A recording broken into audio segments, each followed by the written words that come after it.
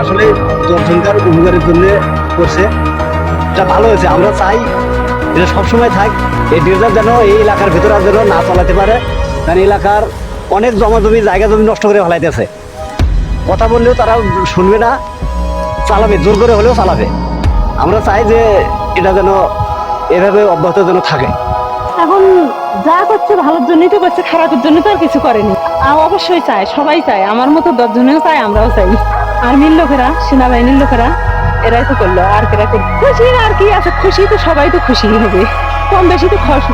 এটা চালাতে শব্দ, যখন তখন এটা শব্দ, এটাই তো আর কি।